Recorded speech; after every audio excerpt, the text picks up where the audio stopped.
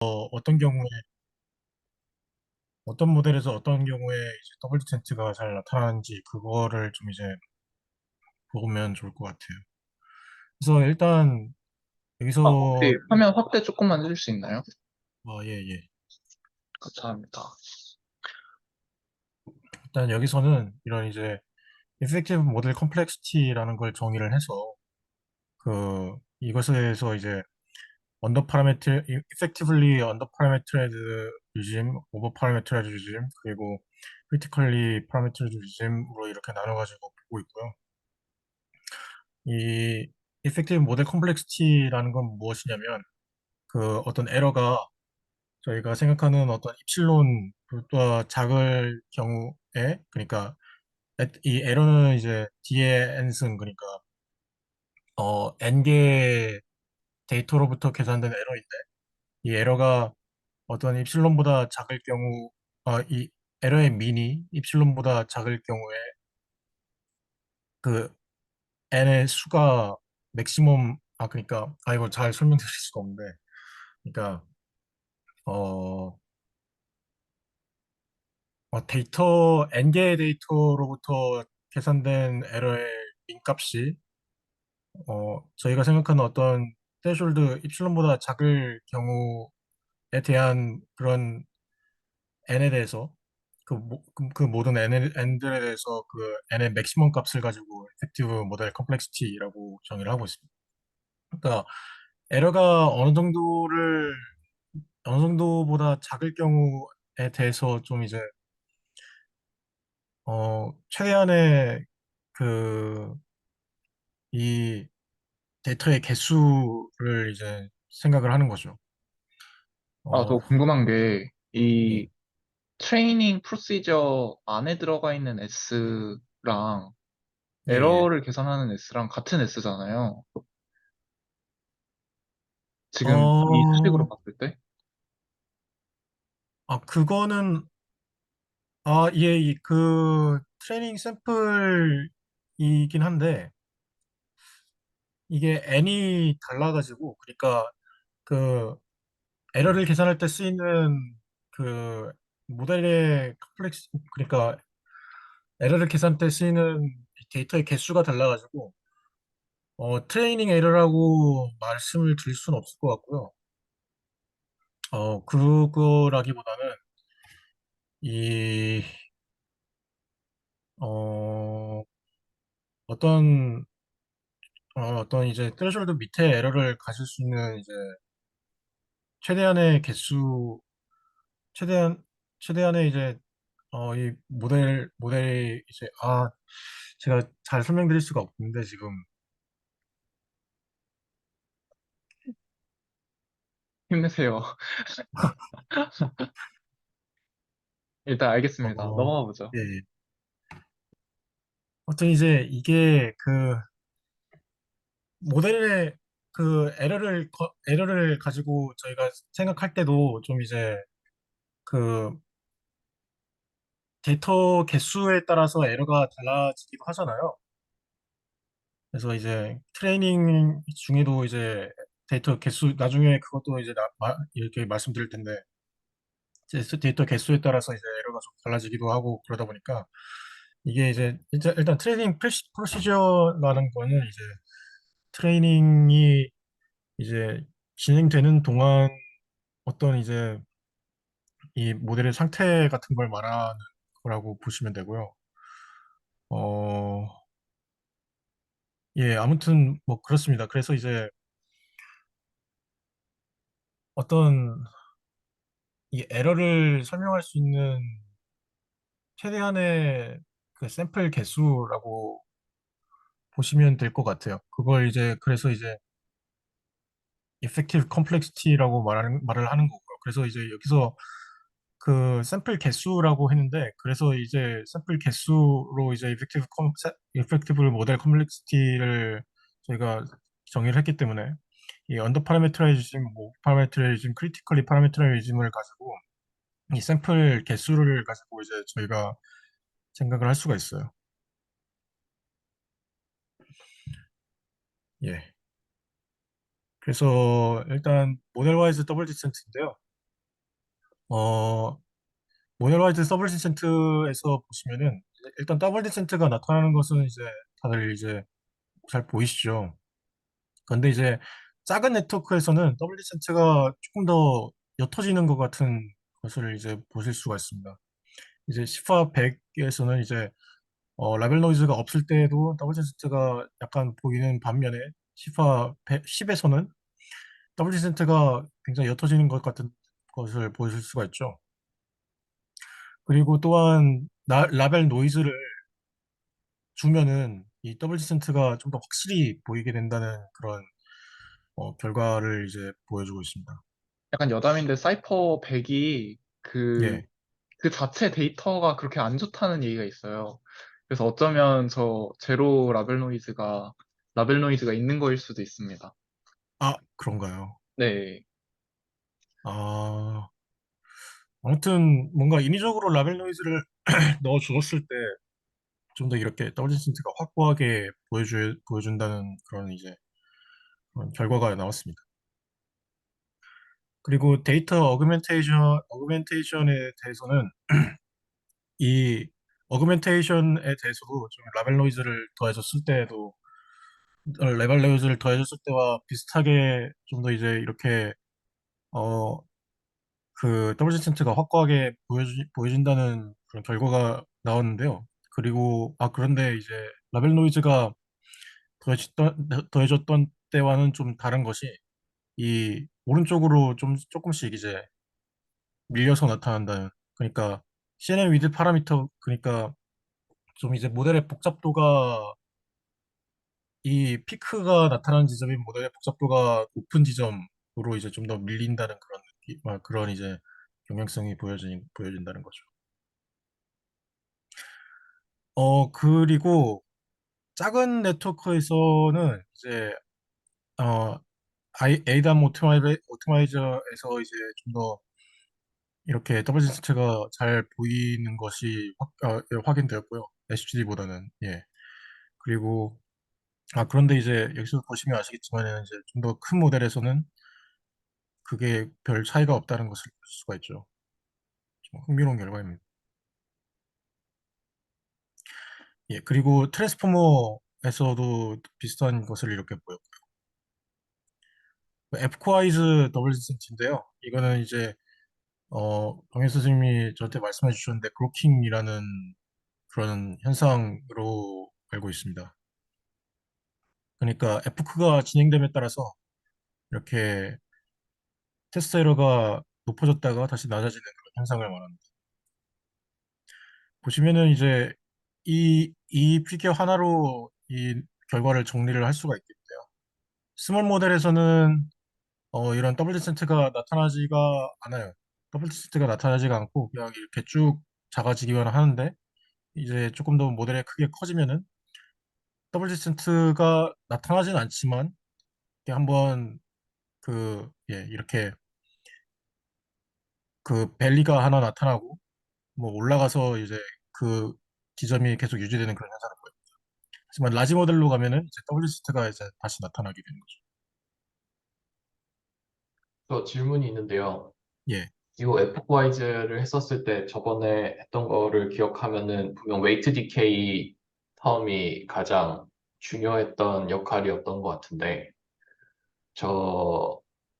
저, 저 위드스 와이즈를 할 예. 때는 뭐 이런 스파시티를 강제하는 거에 대한 효과 이런 거는 딱히 보진 않았나요?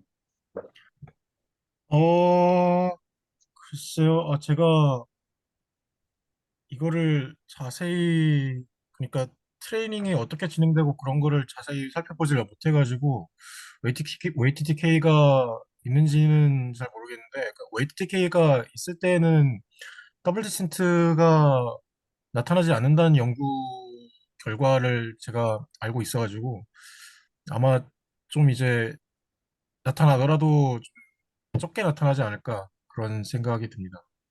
예. 뭔가 저번에 했었을 때는 요 올라가는, 그러니까 라지 모델에서 요 올라가는 부분이 이제 웨이트 디케이텀이 힘을 발휘해서 그 웨이트 값들을 점점 0으로 만들어내는 그 지점 연구이었던 걸로 기억을 하는데 거기에 대한 어, 반대 연구 결과도 있나 보군요.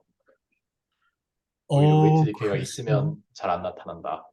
아, 이 지점이, 잠시만요. 이 지점이 뭐지, 그러니까 스파시티를 강제하면서 나타나는 지점이라는 말씀이시죠? 혹시 그 네네. 연구를 제가 알 수 있을까요? 저는 이제 그 연구를 봐본 적이 없는 것 같아가지고, 한번, 예, 저도 봐보고 싶습니다. 아, 말씀드릴게요. 나중에 그 슬랙으로 말씀드릴게요. 어떤 연구인지. 근데 예, 제가 그 연구를 이해하기로는 여기는 이제 트레이닝 패턴을 학습하는 부분이었고, 여기는 이제 샘플들을 메모라이제이션을, 아닙니다. 이거 너무 해몽 느낌이 강하네요. 죄송합니다. 제 말을 아끼겠습니다. 나중에 그 레퍼런스 공유 드릴게요. 알겠습니다. 예, 그래서 여기서 보시면은, 예, 뭐, 여러 가지 모델에 대해서 이제 봐보았고, 여기서도 이제, 어, 뭐, 라벨 노이즈에 따라서 좀 더 이제 이렇게 더블 세트가 더 잘 나타난다라는 것이 이제 확인되었습니다. 그래서 이번에는 또 샘플 와이즈 논 모노토니시티인데요. 이건 이제 샘플의 개수를 여러 개를 해가지고 그러니까 트레이닝 샘플의 개수를 이제 조절해가면서 이 더블 세트를 본 것입니다. 보시면 이제 샘플의 개수가 많은 것이 더 이렇게 테스트 에러가 적게 나타난다는 것은 똑같은데 더블 디센트의 비헤이비어를 보면은 좀 이제 다른 것이 보여지는 게 좀 더 오른쪽으로 이렇게 이동이 되고요. 그리고 어, 그, 뭐라고 하죠? 이 피크의 지점이 좀 더 계속 낮아진다는 그런 이제 것을 보실 수가 있습니다. 그래서 서머리를 하자면 이런데요. 여기서 서머리를 굉장히 잘 해주셨더라고요. 그래서 이제 여기서 보시면은 WDCT가 10에 대해서 CLSGD에서는 이제 0% 노이즈에서는 이제 모델에 대한 WDCT, 에포크에 대한 WDCT는 전부 나타나지 않는다. 하지만 이제 노이즈가 들어가면은 둘 다 나타나게 되고요. 노이즈가 없을 때 나타나지 않고요. 노이즈가 들어갔을 때 나타나고. 그리고 레즈넷도 노이즈가 없을 때에는 에이담 옵티마이저로 이제 학습을 시켰을 때 노이즈가 없을 때는 나타나지 않고요. 그냥 노이즈가 있을 때는 전부 나타나고. 예. 그리고 시파 100은 이제 F코와이즈 더블 디센트가 나타나지 않습니다. A담 옵티마이저로 이제 학습을 시켰을 때요. 그런데 이제 모델에 대한 더블 디센트는 나타나고. 그리고 트랜스포머 같은 경우도 에포크에 대한 더블 디센트는 나타나지 않았다고 해요. 모델에 대한 더블 디센트는 나타나는데 이것으로 봤을 때 좀 이제 일단 이 라벨 노이즈가 좀 어떤 중요한 역할을 한다라는 것을 좀 알게 되고요. 그리고 또 어, 예, 일단 어그멘테이션 같은 경우도 일단 라벨에 노이즈를 주는 거라고 어느 정도는 이해할 수가 있을 것 같은데 거기서 이제 좀 더 이제 피크가 뒤로 밀리는 이유에 대해서는 어, 글쎄요. 조금 더 생각해 봐야 될 것 같긴 한데 아마도 어, 좀 더 비슷한 데이터를 가지고 모델이 구별하기 위해서 좀 더 시간이 걸리는 거라고 아니 좀 더 복잡성이 더 있어야 비슷한 데이터를 좀 이제 구별해낼 수 있기 때문에 그렇다고 봐야 할까요? 그렇게 생각을 할 수가 있을 것 같습니다. 아무튼 뭐 그런 생각이 들었고요. 그리고 트랜스포머에 대해서도 이제 WST가 나타나는 것을 이제 보고 이것에 대해서도 이제 좀 생각을 해볼 수 있을 것 같고요. 트랜스포머를 좀 아직 저는 정확히 알지 못하는데 좀 공부해 볼 그런 생각도 들었습니다.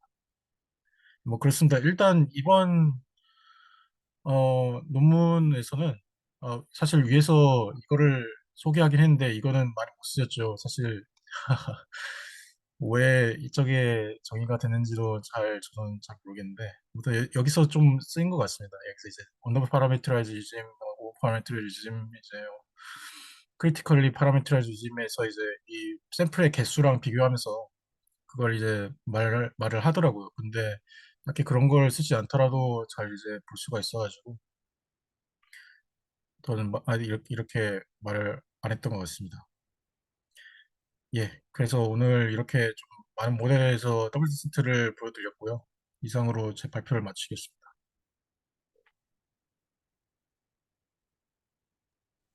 약간 누군가 해줬으면 하는 연구를 해준 느낌이네요. 예, 그런 것 같아요. 그래서 그 저번 시간에 호연 선생님이 저한테 말씀해 주신 게 더블 디센트가 나타나는지를 봐야 된다고 이제 일단 말씀을 해주시는데 이 논문을 보고 정확하게 이제 어떤 모델을 써야 되는지 좀 감이 잡힌 느낌입니다. 이제 일단 라벨 노이즈가 음. 들어가야겠네. 예, 여기서 시파 100, 시파 10 같은 거를 가지고 보면은 안 생긴다는 걸 봐서는 좀 이제 50 곱하기 50 같은 작은 애송이 모델로는 어, 더블 디센트를 볼 수가 없을 것 같다는 생각도 들었고요. 그래서 좀 이제 큰 모델을 가지고 봐야 될 것 같은데 그러려면은 컴퓨테이션 저기 리소스랑 또 메모리랑 해가지고 너무 많이 들어가지고 그건 또 어떻게 될지 또 고민입니다. 아니면은 그냥 그 트레이닝 비헤이비어를 보는 게 아니라 트레이닝 끝난 후에 해시안을 보는 거는 어떤가요? 그거는 괜찮을 것 같은데 트레이닝 끝난 후에 파라미터를 보는 것이 아무래도 이 더블 디센트가 복잡도에 관한 거잖아요. 그러다 보니까 그러니까 트레이닝 다이내믹스도 중요하긴 하지만 뭐 트레이닝이 끝난 이후에 이제 어떤 그런 예 상태를 봐가지고 연구를 하는 게 나을 것 같기도 하고 그렇습니다. 예, 아무튼 뭐 근데 제가 동화쌤 연구 얘기가 잠깐 나와서 얘네들이랑 동화쌤 연구랑 가장 다른 게 얘네는 클래시피케이션 연구고 동화쌤 연구는 리그레션 태스크를 수행하는 모델이라는 게 제일 다르거든요.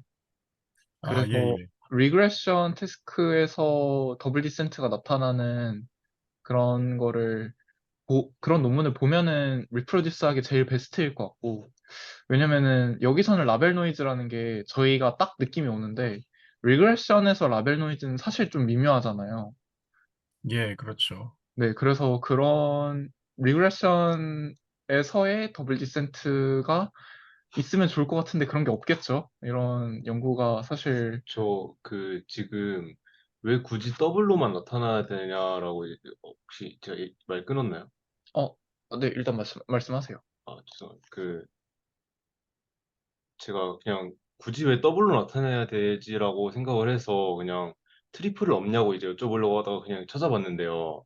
네, 말씀하세요. 말씀해 주시는 도중에 찾아보니까 약간 류립스에서 나온 2020년 건데 아직 앱스트랙트 두 줄밖에 안 읽었거든요. 근데 이제 어, 리그레션에서 이제 그 더블 디센트랑 비슷한 현상이 나타난다. 근데 여기 이 논문의 제목이 트리플 디센트거든요. 음, 그렇군요. 네. 음, 한번 나중에 동아쌤이 읽어보시면 좋을 것 같네요. 예, 그러면 좋을 것 같네요. 아, 근데 일단 그 리그레션 그러니까 연구하는 거는 그 토이 모델은 리그레션으로 했는데 그 제가 돌리던 거는 클래시파이케이션 테스트이긴 하거든요. 아, 정말요? 예, 그 엠리스트 데이터를 가지고 음, 그래서 예,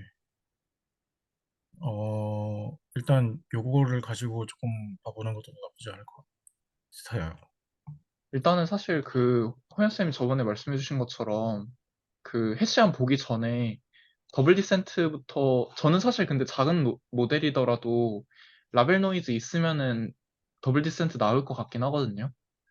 그래서 한번 그 세팅에서 더블 디센트 나오는지부터 보면은 좋을 것 같아요. 예, 좋습니다. 그리고 저는 어제 소영준 박사님 그룹 미팅 때도 말씀하셨듯이 뭔가 데이터셋도 중요할 것 같거든요.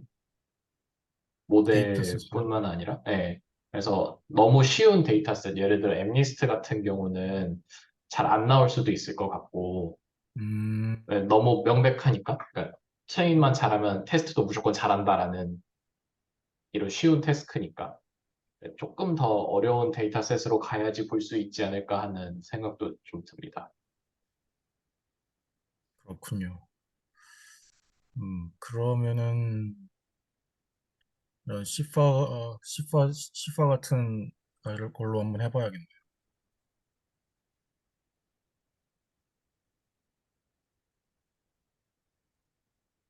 네, 일단은